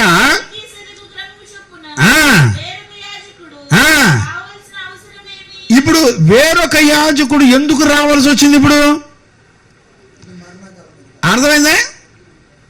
అంటే సంపూర్ణ సిద్ధి కలగల. ఎందుకు కలగల? ధర్మశాస్త్రంలో ఉన్న ఆజ్ఞల వలన, ధర్మశాస్త్ర విధి వలన ఆ సంపూర్ణత కలగల. అంటే పాపం అంటే ఏంటో చెప్పింది కానీ పాపం నుండి విమోచన కలగల. ఆ విమోచన ద్వారా వచ్చేటువంటి నీతి, మెల్కీసెదెకులో ఉన్న నీతి, మెల్కీసెదెకులో ఉన్న ఆ సమాధానం ప్రజలకు కలగల. అంటే ఇది మోషే చేత బోధించబడిన ధర్మశాస్త్రంలో నుంచి వచ్చింది గనుక అని చెప్పుకుంటూ వచ్చాడు పౌలు. అంటే ఇప్పుడు అక్కడ ఇశ్రాయేలు ప్రజలంతా ఏమనుకుంటున్నారు? మాకు అబ్రహాము ఉన్నాడు, అబ్రహాము మా దేవునితో ముఖాముఖిగా మాట్లాడినటువంటి మా తండ్రి ఉన్నాడు, ఆయన అంగీకరించాడు, ఆయనలోంచి పుట్టిన వంశంలో నుంచి వచ్చిందే అహరోను క్రమం, లేవి క్రమం, కాబట్టి ఇదే సత్యము, ఇంతకు మించి ఇంకో క్రమం ఏమీ లేదు అని వాళ్ళు ఫాలో అవుతున్నారు ఇప్పుడున్నటువంటి ఇశ్రాయేలు ప్రజలు కూడా. కానీ దేవుడు ఏమంటున్నాడు, పౌలు ఏమంటున్నాడు, ఆయన అంతకంటే శ్రేష్టమైనది ఉందిరా, అంతకంటే శ్రేష్టమైన దాన్ని మీరు అంగీకరించాలరా. ఇందులో ఏముందంటే ఆయన నీతి అనే రాజు, యాజకుడు అనేటువంటి సమాధానపు ఆ యాజకత్వపు సేవ, ఈ 2 క్రమాలు ఒకే ఆయనలో నెరవేర్చబడ్డాయి. ఈయనలో మరణము లేనటువంటి సేవ మెల్కీసెదెకు క్రమం ఉందిరా అని చెప్పుకుంటూ వచ్చి ఆ మాటలు చెప్తున్నాడు. ఇప్పుడు 12 మళ్ళీ ఒకసారి చదువునా. ఇది కాక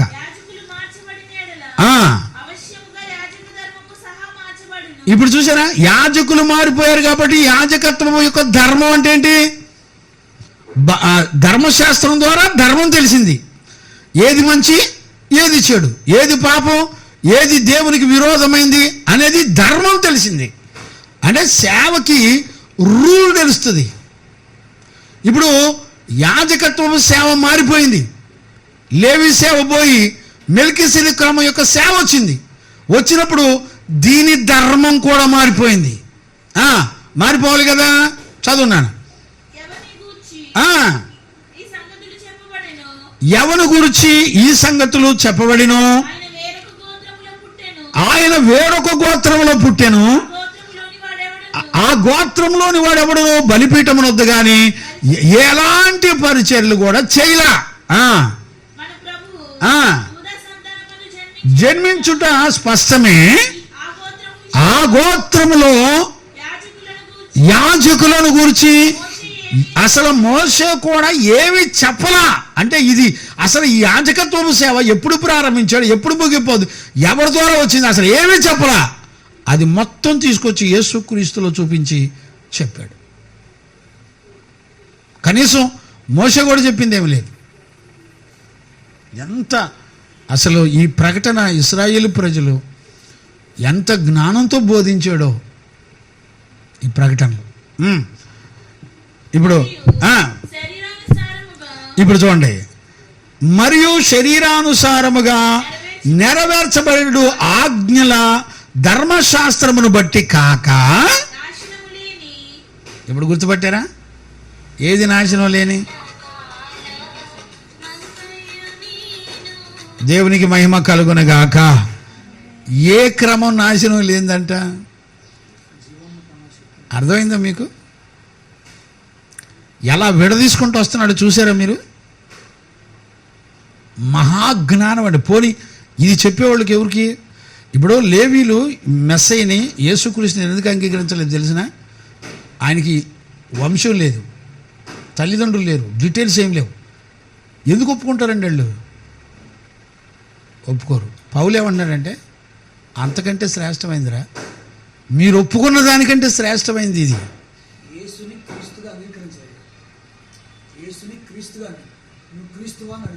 ఎస్,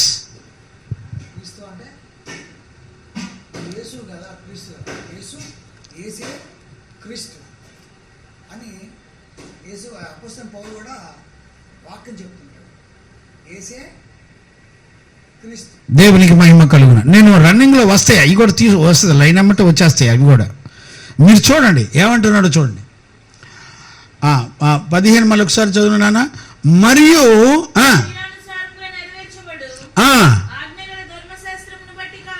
ఇప్పుడు చూడండి, శరీరానుసారంగా నెరవేర్చబడు ఆజ్ఞల ధర్మశాస్త్రాన్ని బట్టి కాకుండా అంటే అర్థం ఏంటి? శరీరానుసారంగా అంటే ఏంటి? బలులు, నైవేద్యాలు, వస్తువులు. ఇప్పుడు చూడండి ఇప్పుడు ఏమన్నా, ఇప్పుడు నా మహిమ చూడండి, గిన్నెలో అట్టకాయల్లోకి వస్తుంది చూడండి. ఈ అట్టకాయలు నేను ప్రార్థన చేసి ఇస్తే ఇది పోయి తిన్న ప్రతివాడికి గర్భఫలం కలిగింది అంటే అర్థం ఏంటిది? శరీరానుసారమైన వస్తువులలో చూపించేటువంటి ప్రత్యక్షతలు. అంటే ఇప్పుడు శరీరానుసారంగా అంటే ఏంటి? ఇప్పుడు ఆ గొర్రెలను తీసుకొచ్చి, మచ్చ డాగు లేని గొర్రెలను తీసుకొచ్చి ఏం చేస్తున్నారు? బలి పశువుగా. ఇప్పుడు మచ్చ డాగు లేనిది అసలు ఎవరు? కళంకు లేనుడు ఎవరు? అర్థమైందా? గొర్రె పిల్లగా బలైపడానికి వచ్చినోడు ఎవరు? నిజస్వరూపం ఎవరిలో ఉంది అంటే నిజస్వరూపం కలిగినటువంటి క్రమం ఏది? మెల్కీసెదెకు యొక్క క్రమం.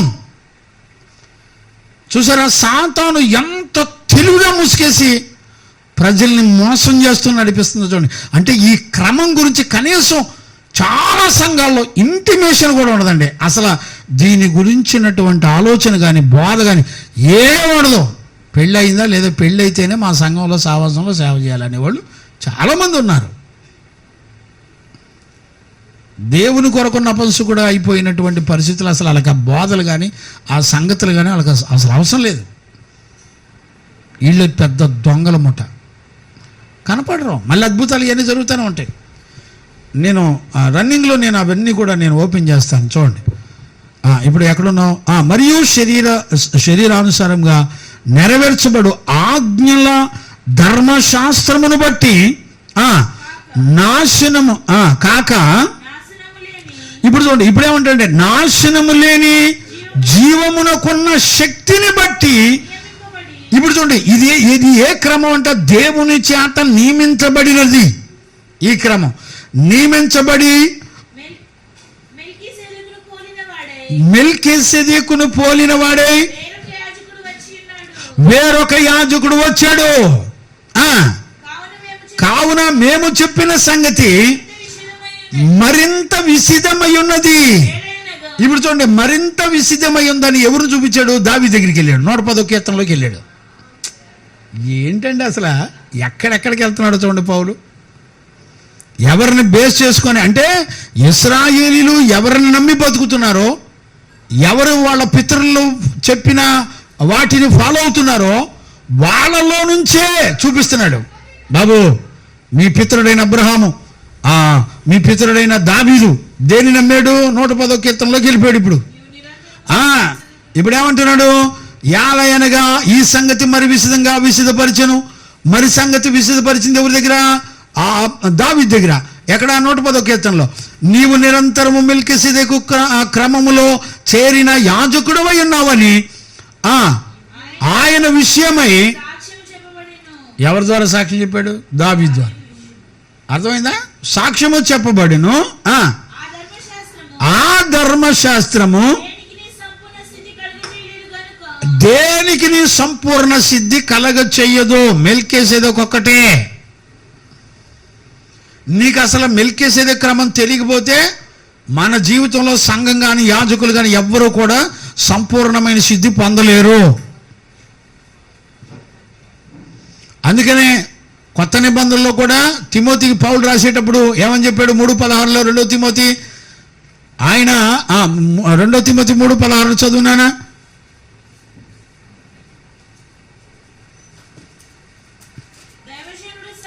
ఇప్పుడు సన్నద్ధుడు ఏంటి అర్థమవుతుందండి? సంపూర్ణ స్థితి. ఇదే మాట అక్కడ హెబ్రీ 5:9లో కూడా చెప్తాడు. అర్థమైందా? హెబ్రీ పత్రిక 5:9.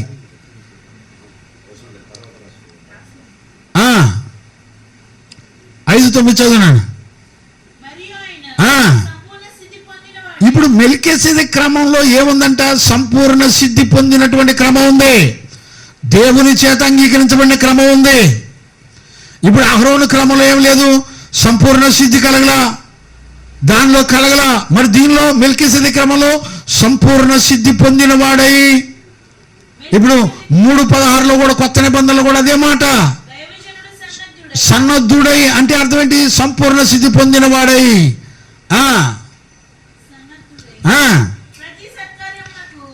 పూర్ణముగా. అర్థమైందండి? అక్కడికి వెళ్ళిపో, హెబ్రీలోకి వెళ్ళిపో. సంపూర్ణమైన సిద్ధి పొందిన వాడై మెల్కీసెదెకు క్రమం యొక్క క్రమములో చేరిన మొట్టమొదటి యాజకుడు ఎవరు? యేసుక్రీస్తు. ఎందులో చేరాడు? ఎందుకు చేరాడు? చేరటం వలన ఒక ఆత్మకు నిత్య రక్షణ. ఇప్పుడు చెప్పండి, ఈ కనెక్టింగ్లన్నీ మళ్ళీ మళ్ళీ మళ్ళీ మళ్ళీ జాగ్రత్తగా వింటే ఇవన్నీ కూడా మనకు అర్థమవుతాయి. రైట్, కంటిన్యూ చేయనా? చేరిన ప్రధాన యాజకుడని. ఇప్పుడు చూడండి, ఈ పిలుపు ఎక్కడిది? దేవుని చేత పిలువబడి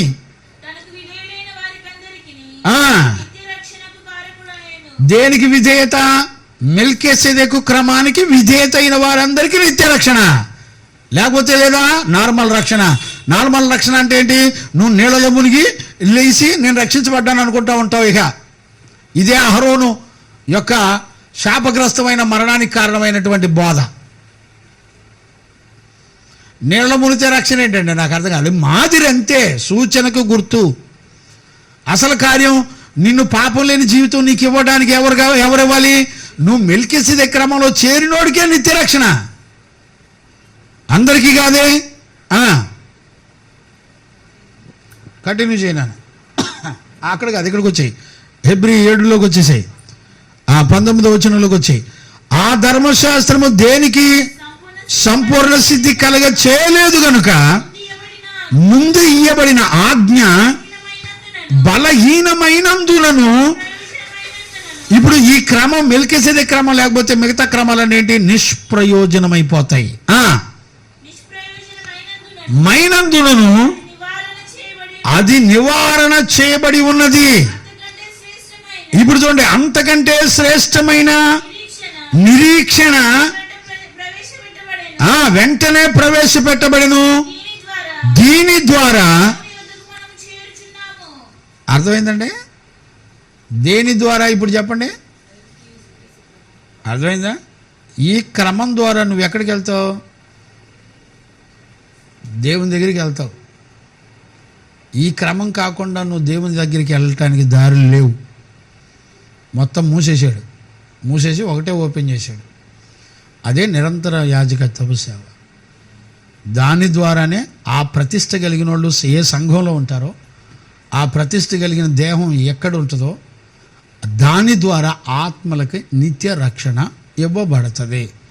అట్లీస్ట్ మన పైన పరిశుద్ధులైన ఆ క్రమంలో ఉన్నవారైనా అయి ఉండాలి. దశమాంసంలో తీసుకునేవాడు ఆ క్రమంలో ఉన్నవాడై ఉండి చేరాలి. అలా లేరనుకోండి, మెల్లిగా అహరోను క్రమంలో పుట్టి చచ్చిపోయి, అహరోను క్రమంలో యాజకుడికే దిక్కు లేదు కదా, యాజకుడు కూడా బలులు అర్పించాల్సి వచ్చింది కదా. గుర్తుపట్టండి. ఇప్పుడు మనం ఇప్పుడు ఎందుకు అవసరమైందో చూసుకుంటూ వచ్చాం, అవునా? ఇప్పుడు మూడోది ఏం చూస్తాం? మూడోది చూడండి, ఉన్నతమైన ప్రధాన యాజకుడు యేసుక్రీస్తే, ఇంకా ఎవ్వరూ లేరు అని పబ్లిక్గా కన్ఫర్మేషన్ స్టార్ట్ చేశాడు. ఎక్కడి నుంచి?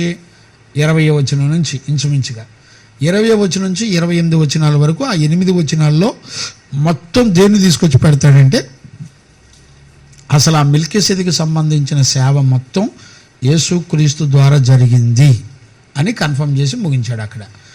అక్కడ ముగించిన తర్వాత ఈ సేవ అంతా ఎక్కడికి వెళ్ళిందంటే అపోస్తుల ద్వారా జరిగిన సేవలోకి వెళ్ళిపోతాయి. ఇప్పుడు ఈ ప్రధాన యాజకుడు ద్వారా, ఈ ప్రధాన యాజకుడు డీటెయిల్స్ అన్నీ వచ్చేసినాయి. ఆయన అది అందరికంటే శ్రేష్ఠుడు ఈ మెల్కీసెదెకు. ఆ క్రమం ఎందుకు రావాల్సి వచ్చిందో చెప్పాడు. ఆ తర్వాత ఈ క్రమమే స్థిరపరచబడిందని 3వ సెక్షన్లో చెప్తాడు.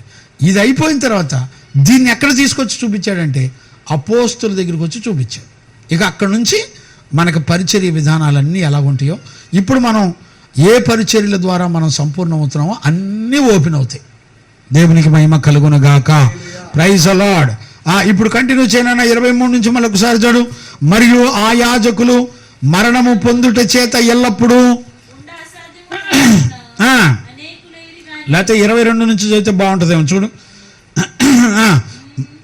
ఎక్కడి నుంచి చదువుతా అంటే 20 నుంచి కంటిన్యూ చేయలేనా? రైట్.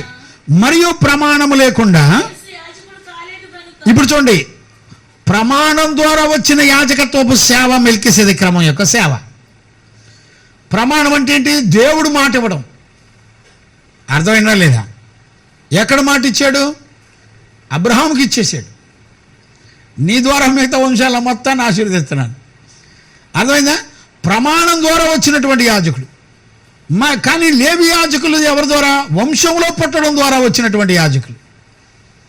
లేవి వంశంలో పుట్టిన ప్రతి ఒక్కడు యాజకుడు. కానీ ఇక్కడ ప్రమాణం ద్వారా వచ్చినటువంటి, దేవుడే మాట ఇవ్వడం ద్వారా వచ్చినటువంటి యాజకత్వపు సేవ. అది దాని నెరవేర్పు కొత్త నిబంధనలో మనం కనులారా చూసేటువంటి సేవ. రైట్, ఇప్పుడు కంటిన్యూ చేయను. ప్రమాణము లేకుండా చూసారా, యేసుక్రీస్తు మెల్కీసెదెకు యొక్క యాజకత్వపు సేవను ప్రమాణం లేకుండా ఆయన ప్రారంభించాల. అందులో చేరడానికి కారణం ఏంటంటే దేవుడు మాట ఇచ్చాడు. కానీ ఆయన మరి శ్రేష్టమైన నిబంధనకు పూట కాపాయను. వారైతే ప్రమాణము లేకుండా యాజకులు అగుదురు గాని ఈయన నీవు నిరంతరము యాజకుడవై ఉన్నావని ప్రభు ప్రమాణము చేసెను. ఎవరు ప్రమాణం చేశారు? యెహోవా ప్రమాణం చేశాడు. ఎవరి కోసం? యేసుక్రీస్తు కోసం. ఈయన ప్రధాన యాజకుడు. ప్రభు వలన ప్రమాణం చేయబడినోడు. 110వ కీర్తన. అది ఈ ప్రత్యక్షత ఎవరికి ఇచ్చాడు? దావీదుకి ఇచ్చాడు. 110వ కీర్తన. అది అక్కడ ఎక్కడ మత్తయి సువార్త 22లో ఆ మాటని యేసు ప్రభువే డైరెక్ట్ గుర్తు చేసి చెప్పాడు ఇశ్రాయేలు ప్రజలకి. 22:44 43 నుంచి చదువు. లేకపోతే అందుకు ఆయన అలాగైతే నేను నీ శత్రువులను ఉంచు వరకు నువ్వు నా కుడిపార్శ్వన కూర్చో. అదిగో ప్రభు నా ప్రభుతో చెప్పును. ఎక్కడ? 110వ కీర్తనలో దావీదుకు చెప్పిన మాట. ఆయనను ప్రభు అని ఎలా చెప్తున్నాడు? ప్రభు నా ప్రభుతో చెప్తున్నాడని. యెహోవా ఎవరితో చెప్తున్నాడంట? యేసుక్రీస్తుతో చెప్తున్నాడు. ప్రభు అని అంటున్నాడు దావీదు.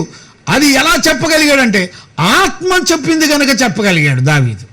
అంటే ఇప్పుడు త్రిత్వాన్ని చూపించాడు. త్రిత్వం ఎక్కడి నుంచి అంగీకరించబడింది? అబ్రహాము దగ్గర, దావీదు దగ్గర నుంచే, పితరుల దగ్గర నుంచే అంగీకరించబడింది త్రిత్వం. ఈరోజు కొత్తగా వచ్చింది కాదు ఇది. రైట్, ఆ మాట ఇప్పుడు మనం ఎక్కడ చూస్తున్నాం?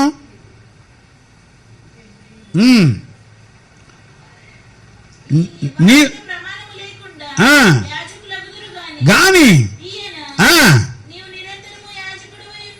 ఉన్నావని చేసెను.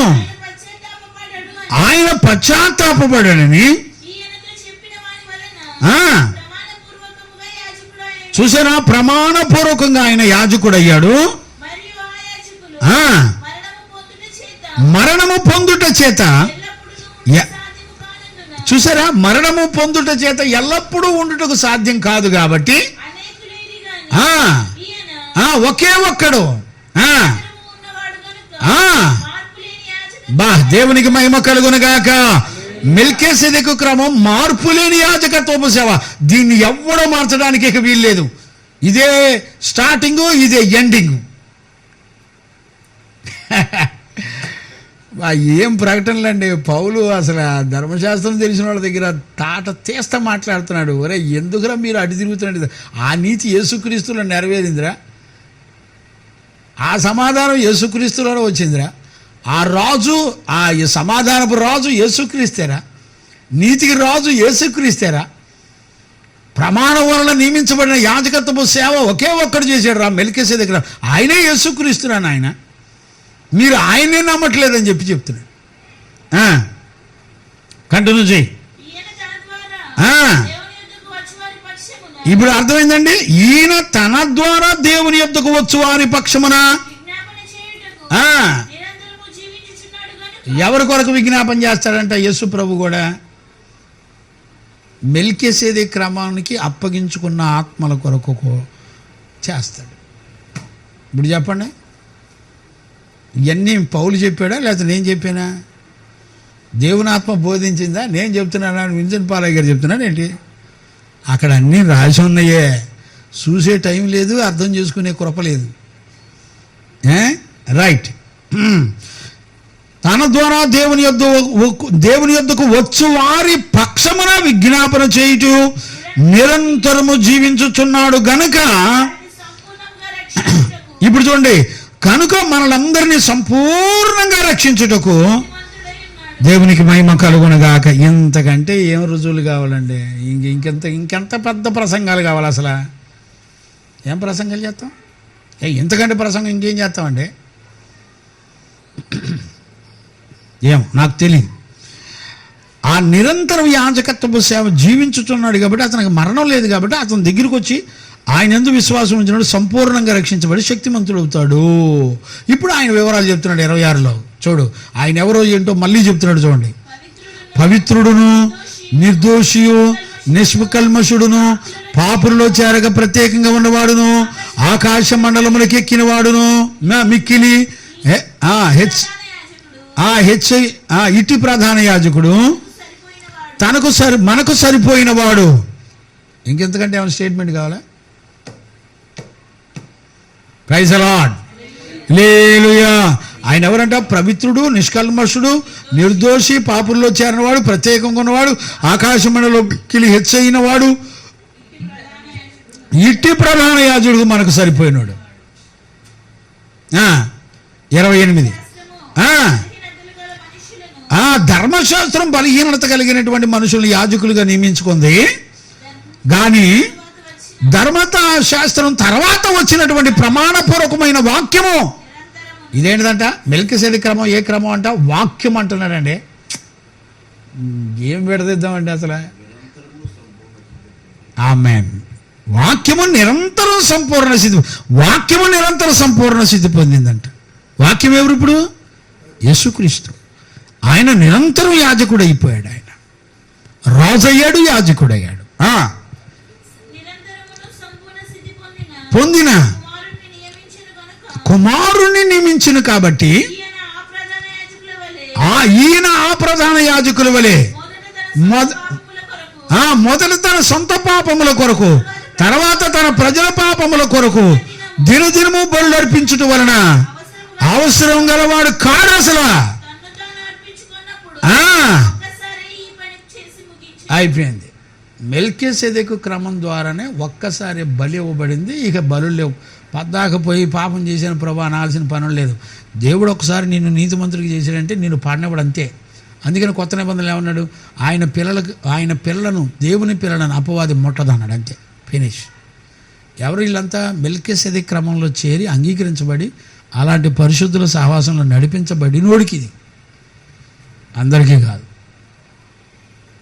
ఇప్పుడు చెప్పండి, నా సమయం కూడా అయిపోయినట్టుంది. ఎంత అయింది అబ్బాయి? రికార్డు ఎంత అయింది? దేవునికి మహిమ కలుగునుగాక. ఆమేన్. దేవునికి స్తోత్రం కలుగునుగాక.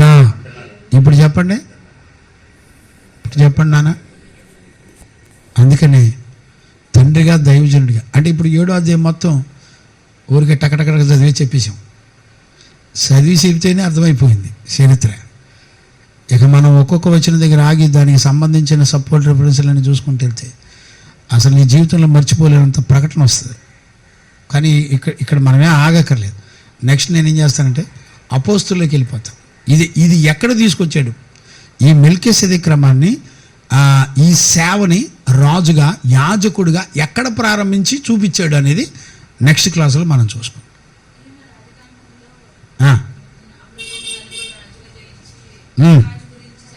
అవును నాన్న, అవును.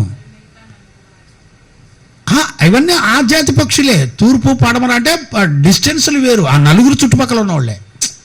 ఆ నలుగురంతా కూడా ఒకే అలయన్స్లో నుంచి వచ్చినటువంటి బ్యాచ్ వీళ్ళంతా. ఈ నలుగురు కలిసి 5 దేశాల రాజులను తుత్తినీళ్ళు చేశారు. సొదొమ గొమొర ఆ చుట్టుపక్కల ఉన్న ప్రాంతపు రాజుల్ని ఏరిపారేసిన తర్వాత అందులో ఆ లోతు సహోదరుడిది కూడా ఆస్తి తీసుకొని వెళ్ళిపోయారని తెలియనే అబ్రహాము 318 మందిని తీసుకొని వెళ్ళి యుద్ధానికి వెళ్ళాడు. అందుకని హెబ్రీ గ్రంథకర్త ఏమంటాడు? ఇది దేవుడే జయమిచ్చాడు అంటాడు. ఆదికాండంలో కూడా 22లోనే ఎక్కడ ఉంటుంది, 20లోనో ఏమని ఉంటుందంటే దేవుడే అబ్రహాముకి జయమిచ్చి తీసుకొచ్చి ఆశీర్వదించాను అని రాయబడి ఉంటుంది. ఆ మాట కూడా చదువు బాగుంటుంది. 14వ అధ్యాయం 20 లేకపోతే 22 ఎక్కడ ఉంటాయి చూడండి. 21 23 చివరిలో చెప్తాడమ్మా. అదే